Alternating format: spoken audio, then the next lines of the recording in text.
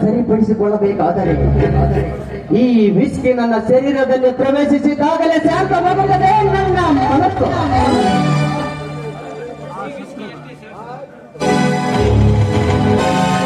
ಈ ವಿಸ್ಕಿ ಎಷ್ಟೇ ಸೇವಿಸಿದರೂ ಆ ಶತ್ರುಗಳ ಭಾವಚಿತ್ರನ ಕದಲಿ ಕಾಣುತ್ತಿದೆ.